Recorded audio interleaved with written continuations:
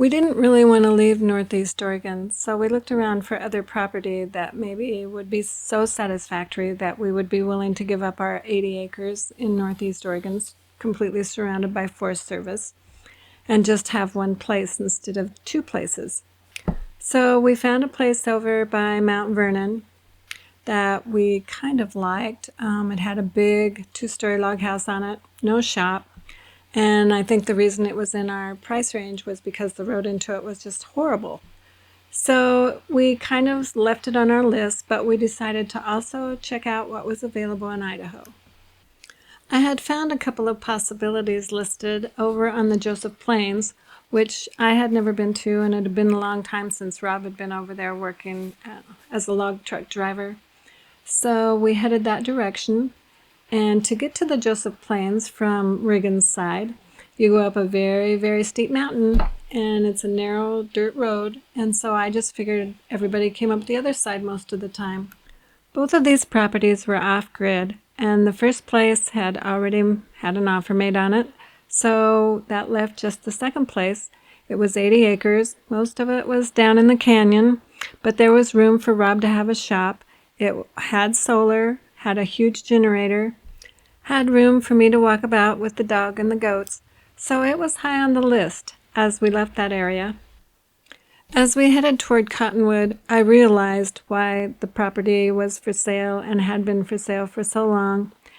It's straight up and straight down going off the other side too, which unfortunately we have a daughter that is scared of heights, and I figured she would probably come to see us once, and that would be the end of that. We headed toward Clearwater County, looking around Kuski and Kamei as we went, but nothing really spoke to us. So when we got to our friend's house, we started calling all of the real estate people, and we went to talk to some of them in person. And I talked to this one real estate agent who must have been a newbie, because he sent us out to look at some property that wasn't even on the market or for sale. As we were walking across the meadow, a pickup pulled up, and this man in a very grouchy voice said, "Do you realize you're on personal property?" And we said, "Well, yeah, kind of." So we walked back towards his pickup and started chatting with him. We knew his brother, and we all knew mutual friends and people. And so as we talked, I finally said, "Is the property for sale?" And he said, "Well, I have been wanting to build a shop." He had come out to the property where he has a small storage shed to put some things away. He told us how much he wanted an acre, and we told him that we would love to buy his 40 acres. He said he would have to see if any other family members wanted to buy the property, but if not, then it was ours. Finally, after what seemed like forever, but was really only a couple of weeks, he called and told us that the property was ours. How many times would you be walking across somebody's property and they would show up at the exact moment to see you doing that, and for no other reason than to put something in their storage shed? Life is truly interesting, and God works in mysterious ways. Places in halfway Oregon, especially if you have 5 acres, which we did, sell pretty quickly.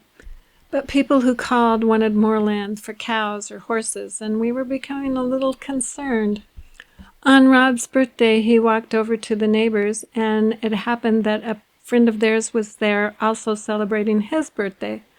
As Rob walked out the door, he mentioned that our place was for sale. They kind of laughed it off and didn't really believe it. So we decided that Rob should go back the next day to make sure that they knew we really were putting our place up for sale. A couple of days later, our neighbor and the friend came over to look at the property. He zoomed through the house. He's a single guy.